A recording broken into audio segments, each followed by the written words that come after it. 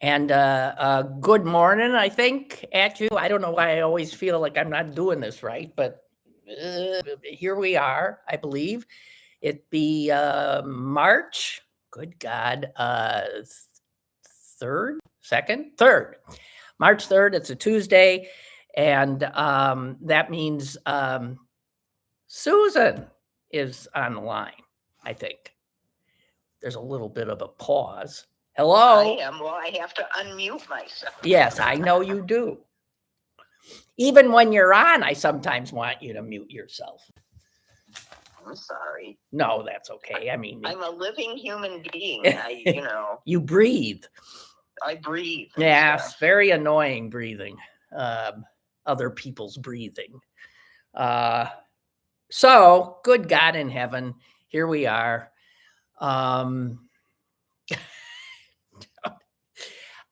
I brought Susan before we get into the horror. I mentioned a word the other day that I didn't know how to pronounce. I've since looked it up. And it was because there was a lunar eclipse this morning. Yes. And there was also in the Eastern time zone, or on the coast, I believe, the alignment of the moon, the sun, and the what would be the third, the earth, all at the same time on the same horizon as the moon set and the sun rose. This is apparently very unusual, and it has a name. And the name is spelled, I'm going to spell it first, okay? Yes. SYZYGY.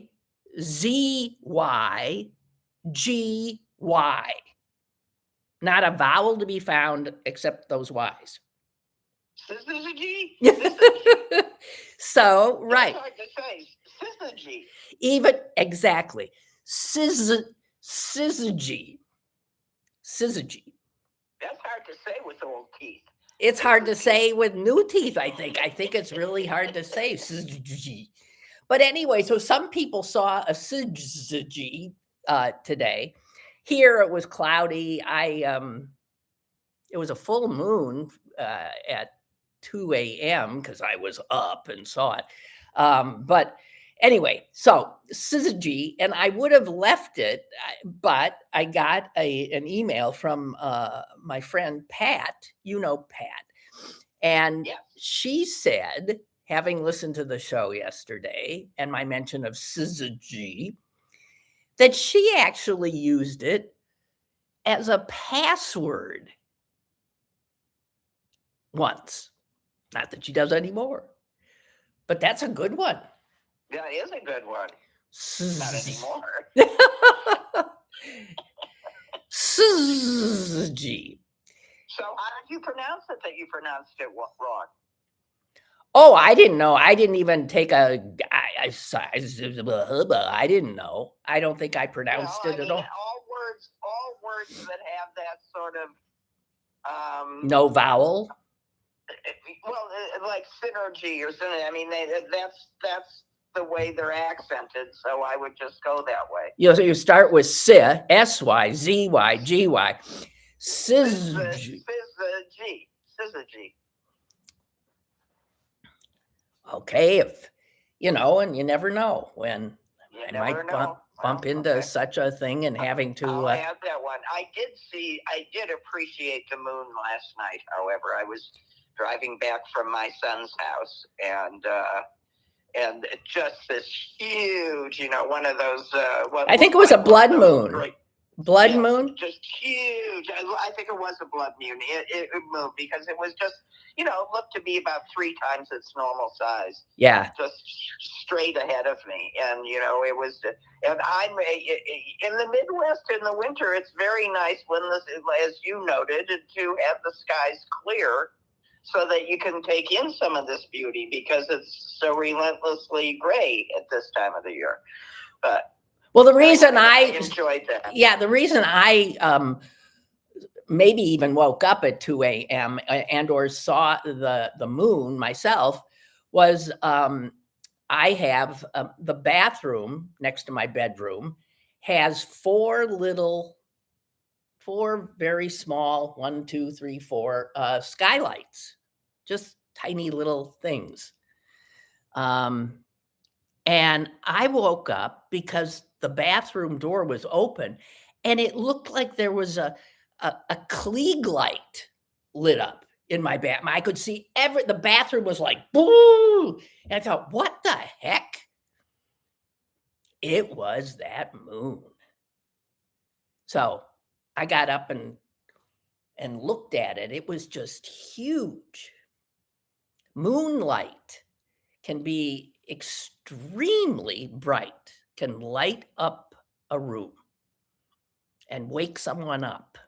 Just saying. Oh, absolutely. I have the architectural design of my bedroom in Chicago has what can only be described as a porthole at the top of a gabled roof, and it's right when the moon can shine directly through that window, right? And it gives me something nice to look at when it does indeed wake me up in the middle of the night, because it's like a virtual spotlight that aims right at my face, and I wake up and I'm ready to be angry, and then I just go, whoa.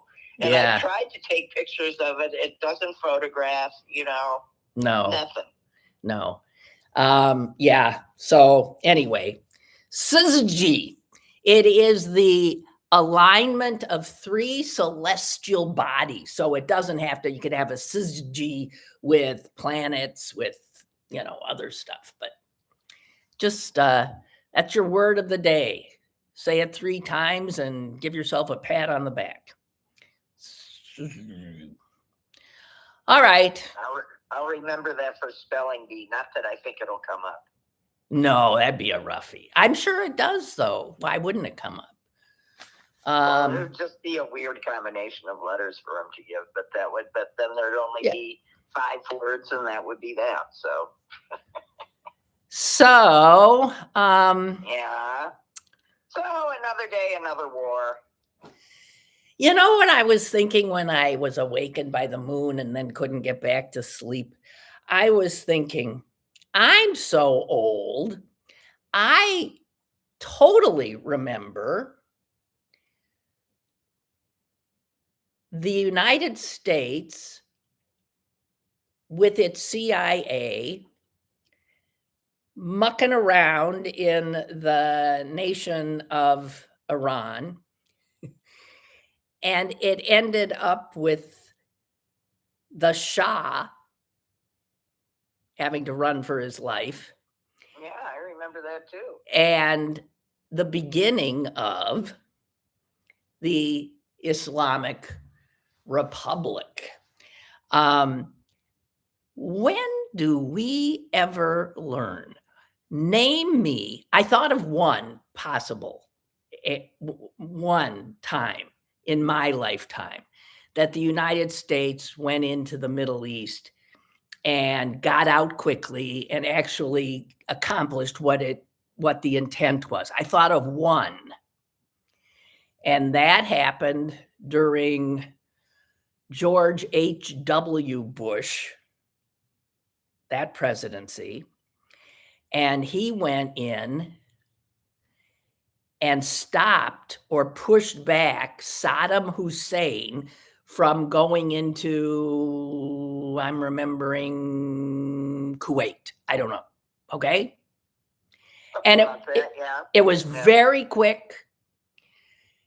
I don't think we lost any lives. And all he wanted was to say to Saddam Hussein, ain't happening, buddy, and pushed him back. And then went home. That's the only one I can think of. But when his son got in and had Dick Cheney at his side, Cheney had always felt that W's father had made a terrible mistake by not only pushing Saddam Hussein back into his own country, but going in and taking him out. And thus, he cooked up reason. That happened, right. He made up a story. He made it and happen. We all went in. And how'd that go? I'm just asking. Not well. So, I mean, with all of those misadventures that cost people's lives, we at least had, now we know, we at least had in power and in the decision-making positions people who weren't stark raving mad. Correct? No, we didn't like them. No, and we didn't agree with them. We didn't even believe them a lot of the time. But it didn't occur to us that they were nuts. We just believed totally different things, and we didn't approve of their methods. Yeah. And we did think they were corrupt, perhaps, in that they were like Cheney into, he was the head of a big defense contractor and there was money to be made and oil and all of that. What the hell? I'm not saying that wasn't right. I'm just saying we didn't know. Small potatoes in this world. We didn't know.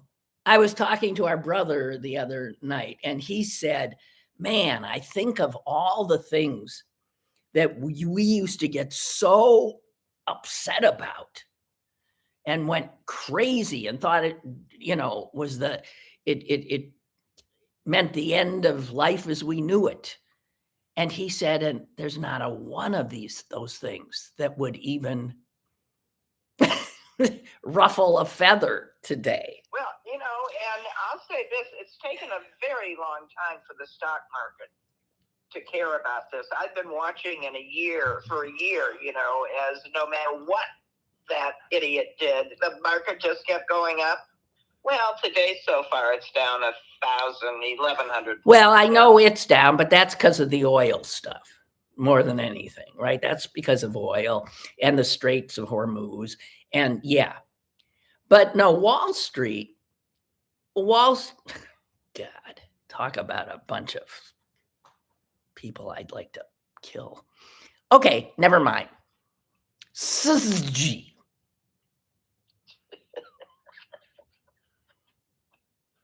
So, one other little thing.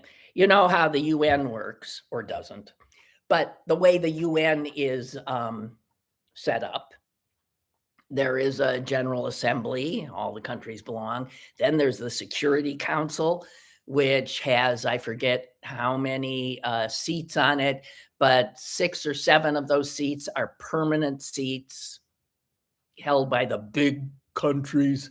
And any one of those big countries can, totally put the kibosh on something, can veto. Anyway, among the members of the council, a country, oh, stop babbling. Anyway, what I want to say is every month, a different country takes over as the chair of the Security Council. Yes. And this March, right now, guess whose turn it is? Ours. Yes, the United States, whose current government, as far as I know, doesn't even recognize the United Nations. But we are now, and what great timing, right? We are now, ain't going to be anything coming out of wink-a-dink, as they used to say. Yeah, ain't gonna be anything coming out of the Security Council, that says we shouldn't be doing what we're doing. But what I saw that blew me away, and I don't know if you guys saw it, that Trump, the person Trump sent to serve as chair. Yeah, tell him. This was yet the first time it met. Monday, yesterday. Representing the United States at the Security Council as chair of the Security Council was none other than Melania Trump. Yeah.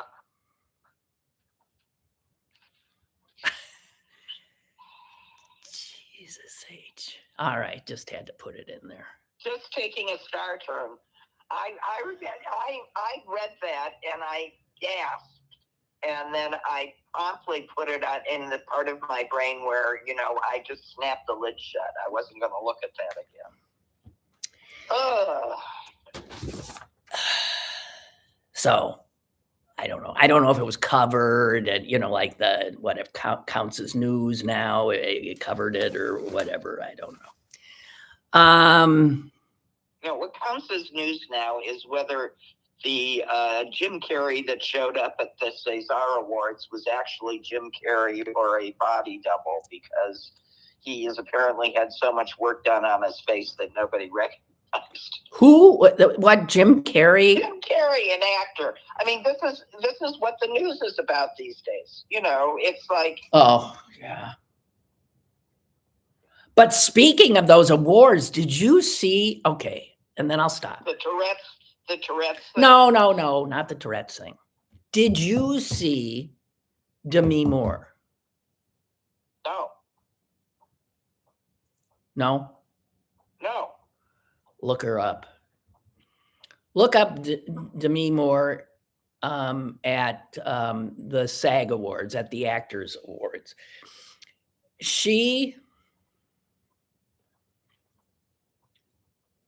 I don't know what's going on with it's like craziness.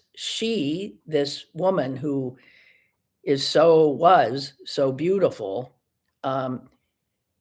she is literally a skeleton. Oh, her too? A skeleton.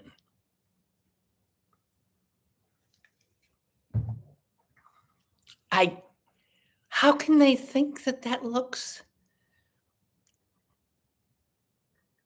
I mean, the way these women are looking, and some men, they make Twiggy. Remember, again, I'm so old. I remember Twiggy. They make Twiggy look like she needs to lose a few pounds. Yeah. Absolutely. Whoa. Milton. And they all, it starts with these GP1 things, where they all start losing weight. And then some of them clearly either don't know when to stop, which I think is part of it, don't know when to wean off, But you can't wean off, Suze. No, you can't. You go to a maintenance level. And you don't lose any more? And you don't lose any more, yeah. But I'm talking of people that are doing it for reasons like diabetes and stuff, but yeah. And it's just insanity anyway. But you don't have to end up looking like that. It's really insane. And so if you say anything about it, now remember when body shaming became a thing? And body shaming was always that you couldn't about fat. And now body shaming is about skeletal. So if you proving that you can never ever please anyone. No, you and I have had this fight all the time, because I keep trying to gently remind you that not all body issues are the same. And I get tired of, when I'm going through one of my thinner periods, of people telling me to eat and stuff. Thank you. I could if I would if I could. Thank you.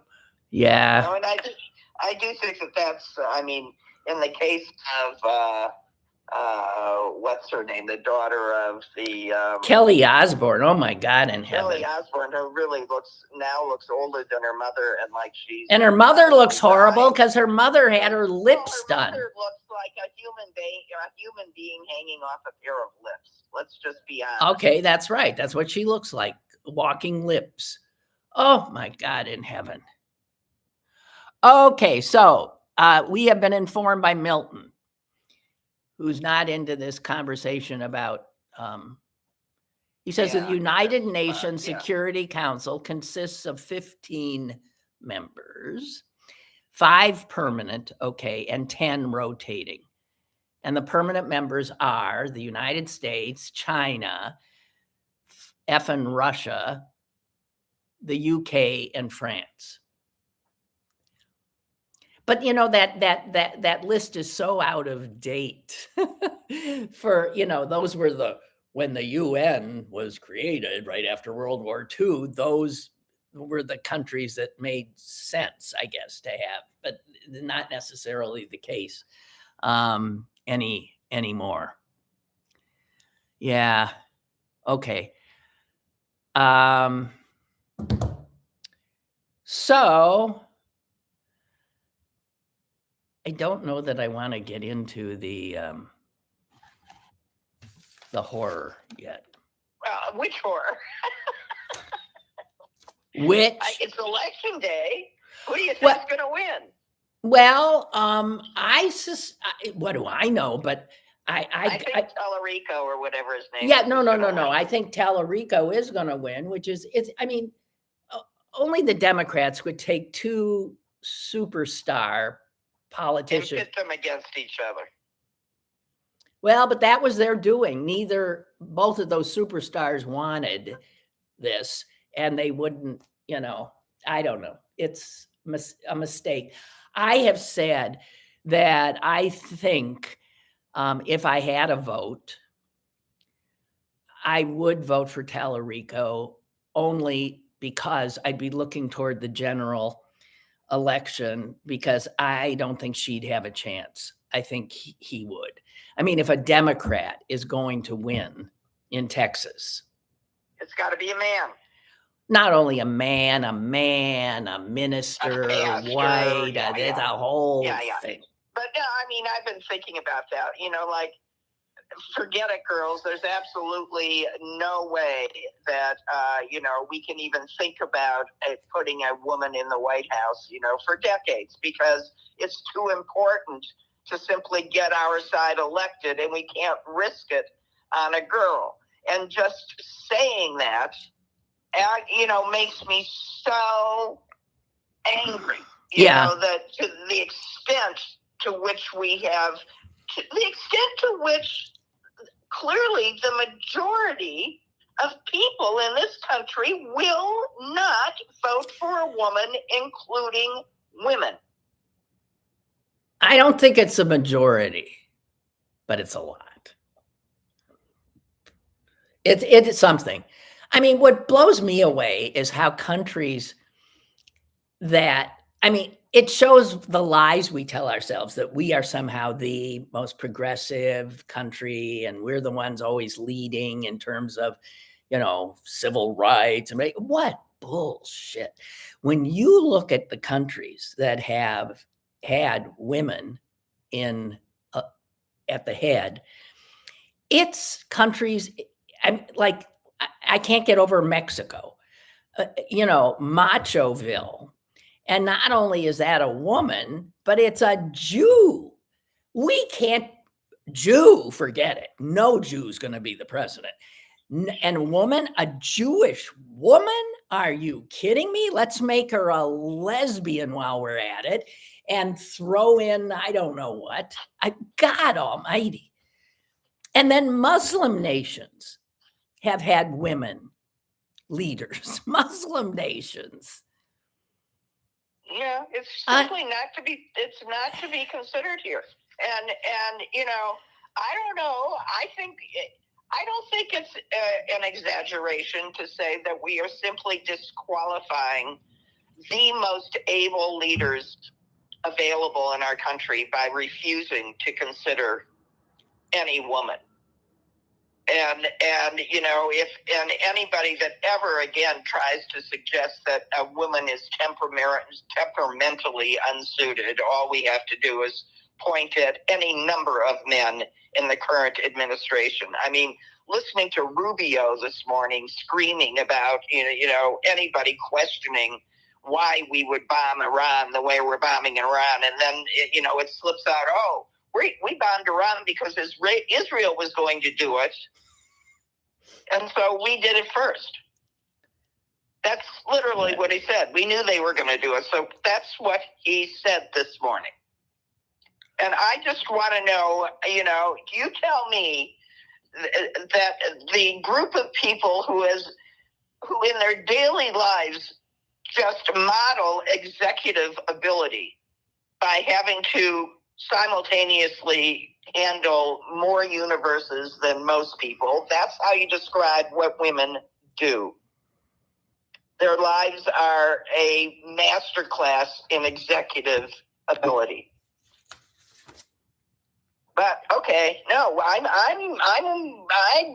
the first person to say, no, I won't vote for a woman. Give me a man. I need to win.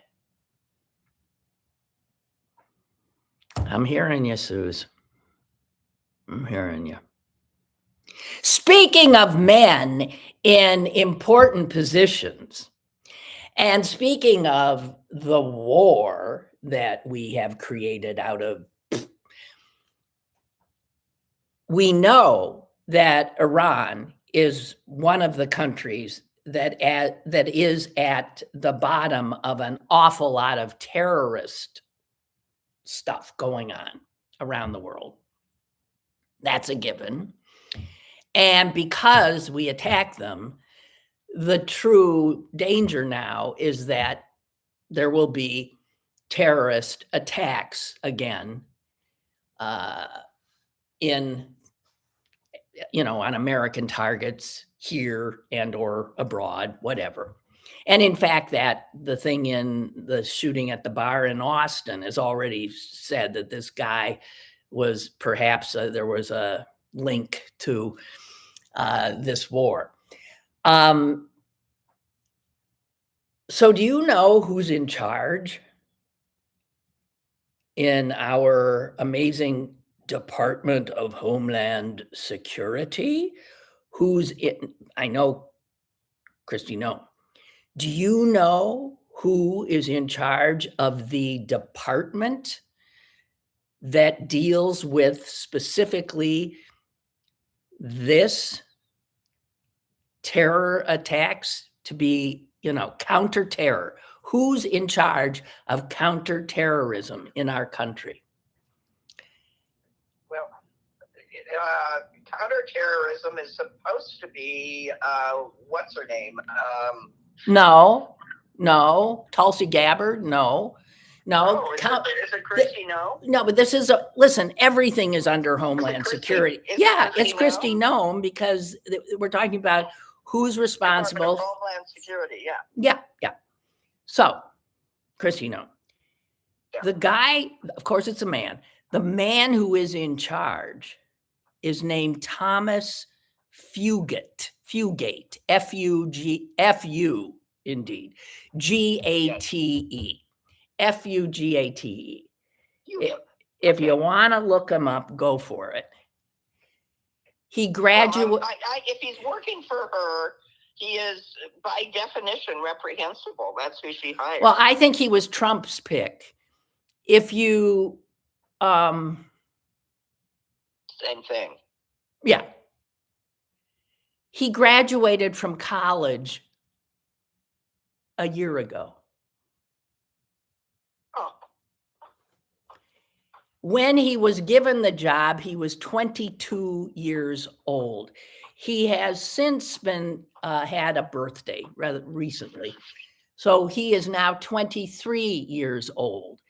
He has absolutely no experience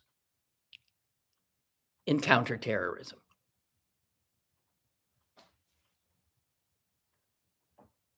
Well, he has no experience in anything. Get real. I don't mean to sound like an ageist, but you do have to live a certain number of years to accumulate a certain amount of information. They got rid, they have rid themselves of all of the people in all of those security positions in the military, in our... That might know anything. That's He's 23, has no experience, zero. I think who knows how he came to Trump's attention. Maybe a meme he posted. Who the hell knows? We have never been more vulnerable. Here's the thing. What 23-year-old would take such a job thinking that they could do it, for heaven's sakes? I mean, just because you're offered the position, the proper answer would be to say, thank you for offering me such a job, but I am in no way qualified. I couldn't possibly. Thank you very much. Here he is trying to look serious.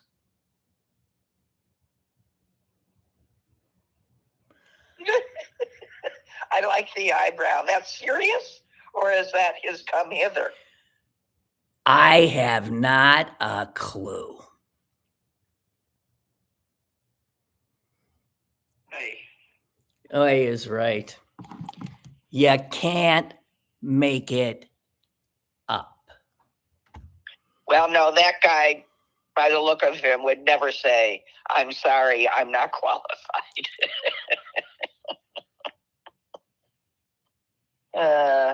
He does look like he still has zits in answer to whoever just wrote that. Yeah. I think it was a mole. It doesn't matter. We are fucked. Okay. So, and in keeping with this, I got two things coming out of the Department of War. Called by them the Department of War. We now see why.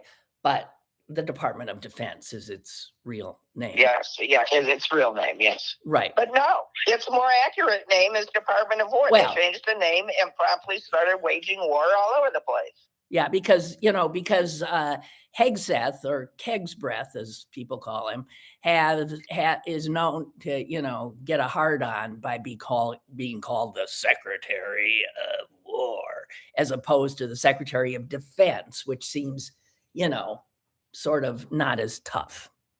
Okay, so. It's certainly a different framing of what he intends to do. Yeah. So anyway, here is, there was just a little item in the print edition of the Times today, meaning it was put out about 5 days ago.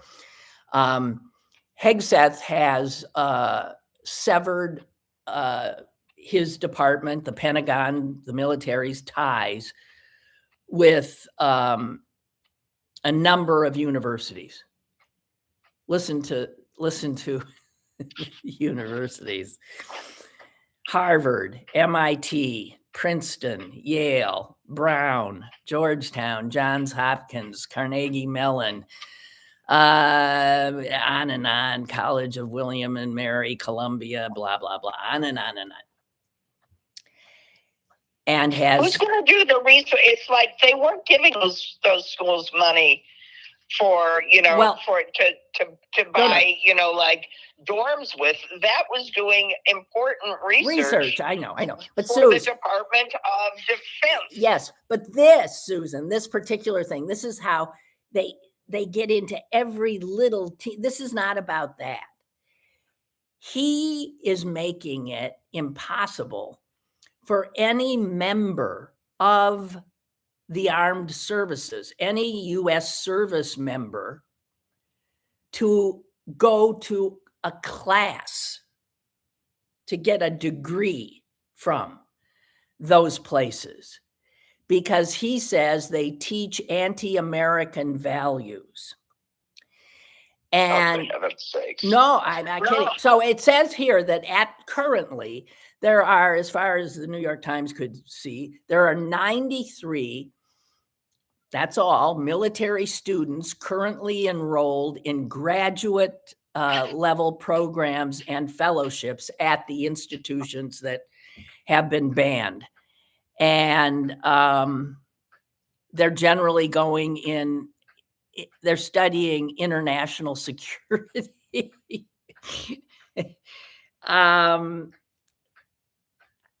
You can't make this up.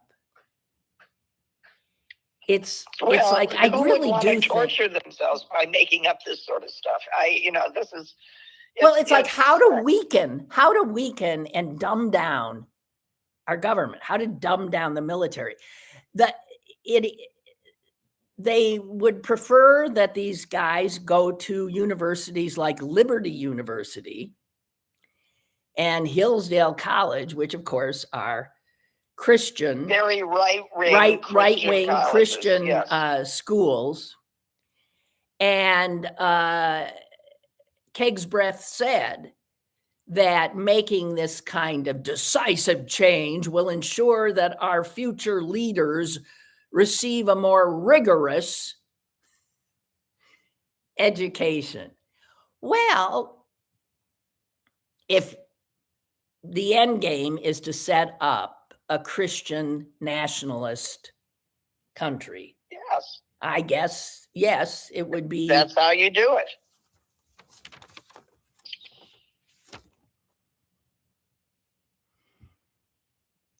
Oh.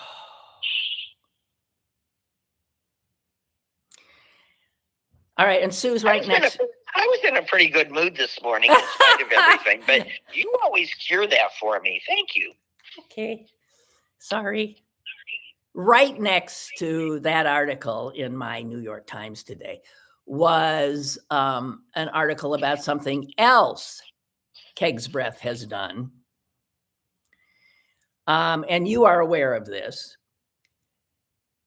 He tried to strong arm the Boy Scouts, now called Scouting America, into not allowing girls, which they do now, not allowing trans, not allowing, anything, and stopping teaching, earth-centered pagan religions and other insidious radical woke ideologies. And he was telling the Boy Scouts, scouting, that unless you do this, you will never see a dime for your jamboree from us or any kind of anything, blah, blah, blah. We want you to go back to the Boy Scouts of America. Anyway, the Scouts pretty much held firm, according to this article. They did.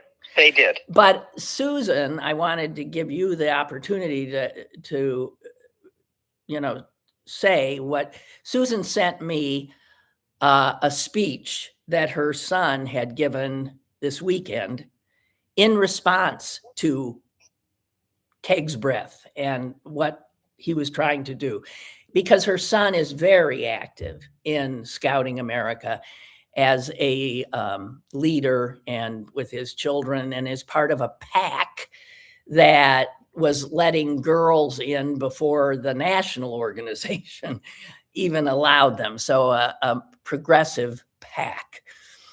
And his speech that you sent me was really impressive. It made me cry. Yeah, I had tears in my eyes reading it too.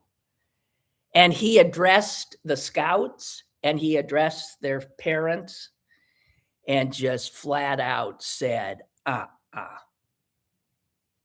those are not our values. And he started with the oath, the scouting oath. It was really, really, really beautifully done.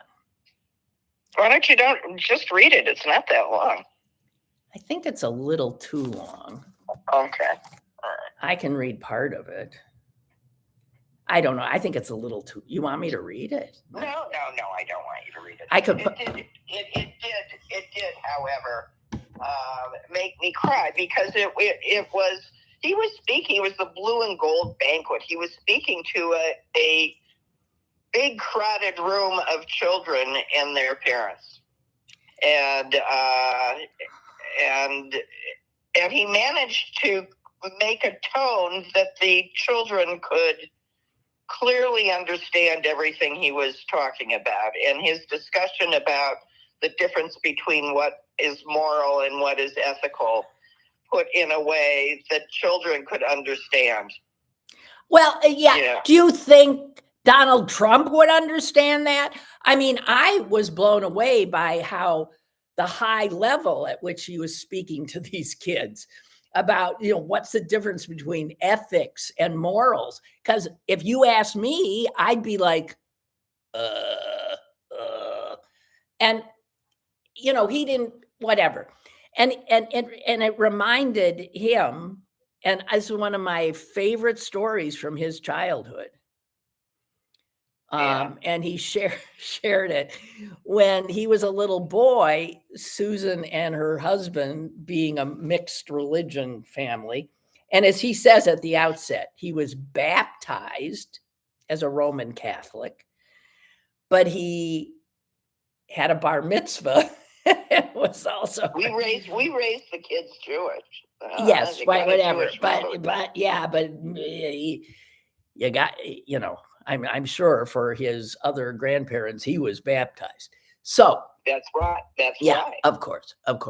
So, for a while there, rather than going to the synagogue or mass, you guys joined something called the Ethical Cultural Society, right?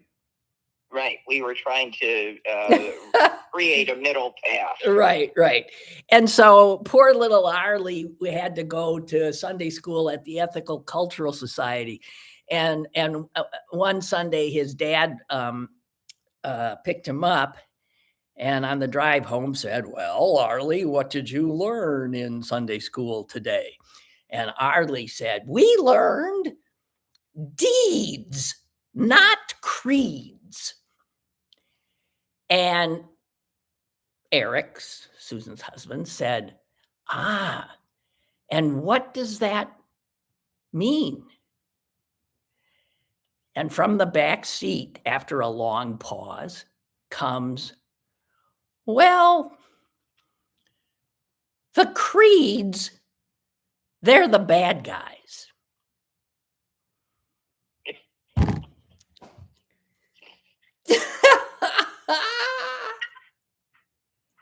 I so love that. It is still, it's what you do, not the babble. Yes, and then he exhorted these kids to, in spite of all the stuff that's going on in the world, that it's their deeds that count. It's their devotion to each other and the community that count. It's what we all do that counts. And it was just very moving. Well, my Beth was very proud of his father. Well, I'm seeing that you want a copy to share with your pack. Can you send me an email? So I have an email on, from you, and then I'll or send it to. Yeah. Thank you. But yeah, deeds, not creeds. It's funny because I was telling somebody, I was at a doctor's appointment the other day, and I have a friend who insists on going to most of my doctor's appointments with me because she believes that it takes another set of ears. And I mean, she's right, especially, when we get older and things are, and so she, dear soul that she is, goes with me and listens. And we were sitting there in the office waiting to be called, and there was a soap opera on, and and things got steamy. There was a steamy sex kind of thing going on, and I said, "This reminds me of this funny thing that happened with my nephew Arlie." When he was about, I don't know, 4 years old, 3 or 4. And we were at his house in St. Louis. And for some reason, there was a soap opera on. And I was sitting on the couch, and he was sitting next to me. And we're sitting there, and a steamy scene comes on. And I get uncomfortable. I'm thinking, uh-oh. uh-oh. And I happened to like sort of surreptitiously look out of the corner of my eye at him, and he was transfixed. He was looking at the screen with his eyes big as saucers. And then without turning to me, he said, "What are those guys playing?"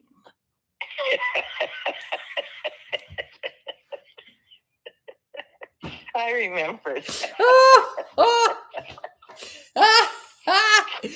And so my friend said, she's laughing, and she said, "Well, what did you tell him?"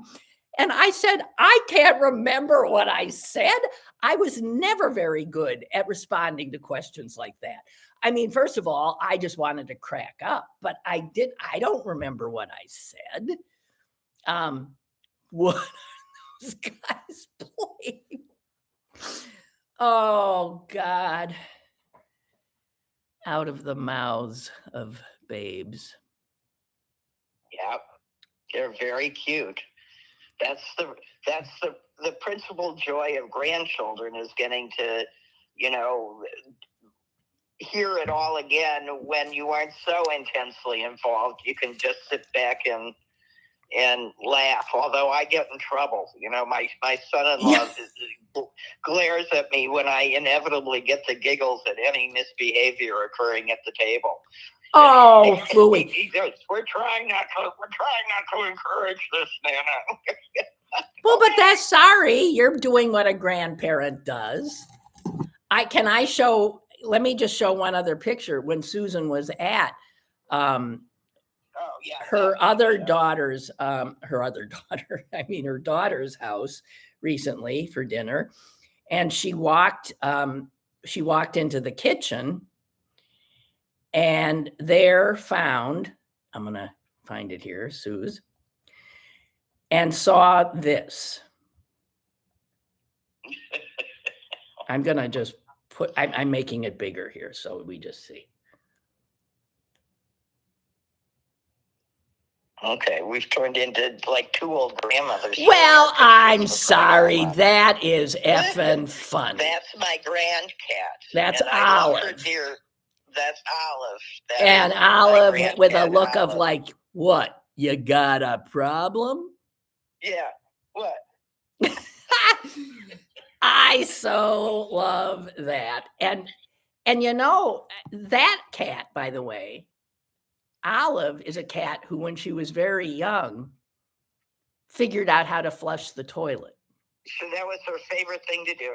She would hang off the handle until it flushed, and then she'd hop up on the seat and watch with great joy as the water swirled away. Right. And then it'd fill back up, and she'd hang off the handle again and jump back up. And it took me a while because my daughter was unmarried and living in my basement when we first got Olive. And so she was living with me, and I saw my water bill just skyrocket. And it took me a while before I figured out I had to close all the toilets and lock all the bathrooms.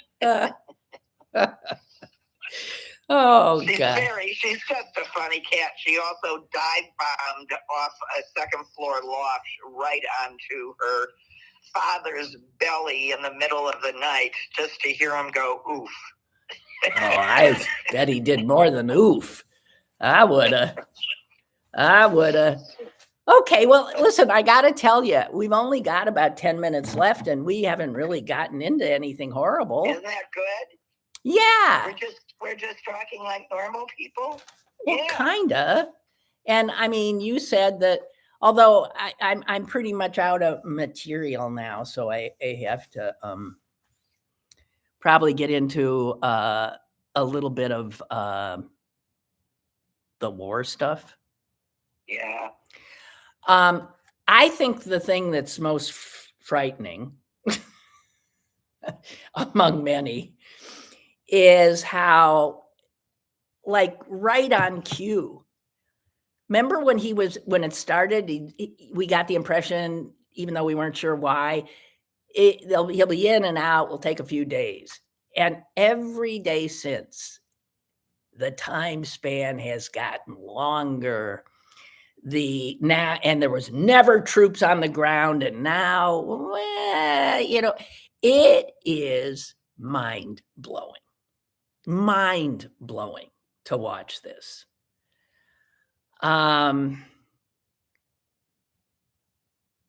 Who wrote this? I think it's Robert Reich, and I think it's worth sharing. Trump, as we know, loves to create chaos because chaos allows him to improvise and to impose a narrative on a flood of events and to dodge any of his failures and to take credit for any successes that happen and to create illusions of glory and just keep it coming and coming and coming. It's how we know. This is how he operates. But the chaos he's ignited here, Reich says, may already be out of his control. Oh, yeah. In just 3 days, when he wrote this, in 3 days, he went in because he thought this would be helpful to him always. What a great narrative. Look what we did in Venezuela. I'm going in. We're doing that. Decapitate them. Yippee, ki-yo, blah, blah, blah. But what he is now is just another American president sucked in to the giant maw of the Middle East, and no one comes out of that looking good. No one. There are now 300 million civilians in 14 countries that are living under warlike conditions, ready to run. We have told Americans in those countries, get the hell out. Meanwhile, the airports are closed, so they can't. The Brits have sent planes in and are trying to find their people and get them out. We have not done that.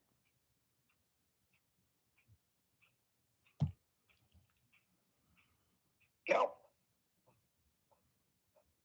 Unbelievable. So I just... Did you see the picture of one of the downed pilots just sort of wandering around in the desert and rescued by a Kuwaiti farmer? No. It's amazing to me that all those pilots survived. I'm Whoa. so grateful. Wow. Yeah, no, I hadn't seen that. But you look at this, and I mean, what? They said, well, we're not going. The Middle East is the most complicated place in the world. And you can't go by national borders. The minute they did what they did, all those countries are involved. The other thing I want to point out, which is... Well, let me interrupt for a second to say, and one of the reasons that is most certainly true is that it is clearly Netanyahu who is deciding what's happening there, not us. We went in because he was going to go in, now he's just pushing as far as he can. This is full abdication and capitulation to helping Netanyahu. That's what we're doing. Well, what it says, not so much about Netanyahu, who's doing what he always does, which is taking care of him, taking care of himself. What it says about how weak and clueless our president is. He can be, look who plays him. He's played by he's played by Putin. He's played by Netanyahu. He's played by Xi. He's played by Kim Jong-un. He's played all the time. He is so out of his league. It's a joke. Yeah. Unbelievable. Remember President Trump, who was elected because he was going to keep us out of these wars? And how many countries has he bombed so far? 7, just this year. With his eyes on Cuba. And Cuba, yeah. And boy, those people are suffering. They probably wouldn't mind being bombed. God almighty. Well, you know, that's the issue with all of this stuff. And it's the two things can be true at the same time. Is anybody boo-hooing because they got Khomeini? No. You know, okay. No. But well, some. But yeah. The reason it hasn't been done is because of the consequences of doing so. You know, it's because cooler heads prevail. And it's also because if we walk around taking out the heads of other states, please God, what's to stop them from doing it here? Because we know our defenses are so... We've got 10-year-olds in charge of that. We got a military that are shooting down our own drones. And half of the people in this administration are just getting drunk, flying around on joy trips, and having sex with each other. 2 more people just had to resign from the Department of Labor, and those again are shooting about the head of the Department. Well, the Secretary of Labor is apparently stooping somebody in the department, and her security detail, while her husband is sexually assaulting other people in the department. Well, he's been banned. He was banned weeks ago. Was not allowed in. You know, and we got Kristi Noem Lewandowski. We've got they're stooping and have taken over 2 airplanes and outfitted them with king size beds and all that kind of stuff so they can stoop their way from sea to shining sea. Remember when you were on an airplane sitting next to who was it, Secretary McNamara, flying coach? It was McNamara. It was McNamara. Times, apparently. I was he was sitting next to you, a young girl on an airplane. You know, I was going. You were probably I was going from. No, I was blown away. We were going. It was a flight from New York to Boston, and I sat down and I looked. So he's on the shuttle, and there is this. This is during the Vietnam War. Yeah. It was the friggin' Secretary of Defense, Robert McNamara. And I thought, God, yick. I mean, and I'll tell you something. He was very nice to me. I didn't like flying back then. And I didn't like putting my feet down on the floor. I always sort of propped him up on the seat in front of me. And he noticed that. And I said, I don't like putting my feet down because it gives me the impression that there's something under me other than air.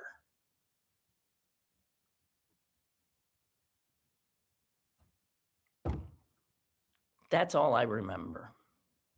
But that's odd, yeah. I've been seeing pictures of Joe Biden on regular aircraft flying this place and that. Regularly. And then getting off the plane and people applauding him and saying hi. And he, yeah. Boy, this crowd is disgusting. I mean, it's just like, it's to compare it to the Roman Empire right before it fell, it would not be wrong. Nope. Would not be wrong. So, Susan, you got a big day coming up tomorrow. Susan is going to be with Nicholas Kristof. Yeah. For a couple of days. Yeah. Well, that's really wonderful. And he's coming in to do a number of presentations in Green Bay Right. at places that Susan and our family are affiliated with and have sponsored. So, Right. Right. Christoph. Although I have to, I was doing my homework and, looking at the books of his that he was going to be discussing and talking about. And I realized that Half the Sky, or I think that's the name of it, which is it's a book about women being the most oppressed group in the world. And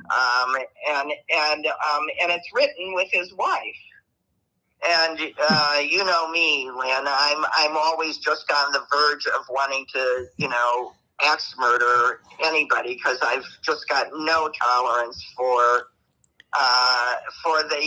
the automatic nod toward the patriarchy. And I emailed Bob Pine and I said, did we consider getting his wife to talk about the plight of women? She equally wrote the book. But she's not a draw, Susan. She's not a draw. She doesn't do it so much anymore. And yes, they asked her, so I had to simmer down. Okay. But I did. We just went all of these places. Is it because we will believe it from a man and just yawn from a woman, which I also think is true, or all this nonsense with the Epstein files wouldn't be happening because we have 1,000 witnesses. They're just all women. I hear you. All right, Suze. Well, you were in good form today. I thank you. And you guys on chat, you were going berserk, and I just haven't even had a chance to see what's happening there. But I'm glad you're enjoying each other's company. That's just fantastic. Okay, Suze. Oh, nothing. So I'm gonna be watching his speech tomorrow on Zoom. Yeah, so good. Okay. Yeah. Oh yeah. I don't want to miss it. Now, what it's at. And people, anybody can. You can, especially tomorrow night. You can. I'm pretty sure. Just Google the Mauthe Center, Mauthe Center, and click on the Nicholas Kristof. Mauthe. Yeah, Mauthe Center. And I think you can virtually join. And tomorrow night will be a conversation with led by a woman named Kristen Lyerly, who was an unsuccessful candidate for Congress in Wisconsin. She's an OBGYN, has a podcast, and is very involved in women's health and women's issues. And Bob Pine's son, who is involved in global health. So Bob Pine is the head of is a friend of ours and the head of the this center. Conversation is not necessarily the one about women. Oh, predominantly. That's the next night. So yes, that's what we're doing. Sorry we ran over, but you're all welcome to join. Okay. Well, that's it, guys, and I thank you all. And one other thing, it occurs to me that I should get my son's permission before I start mailing his stuff off. So, pending his permission, I will send you a copy to send. Well, why would he care? He might not, but it's his. God. Okay. Well, I'm sure he'll say yes. I'm just saying. It's polite to ask first. Okay. Okay. Bye. Bye. See y'all. See you tomorrow. Okay. Yeah.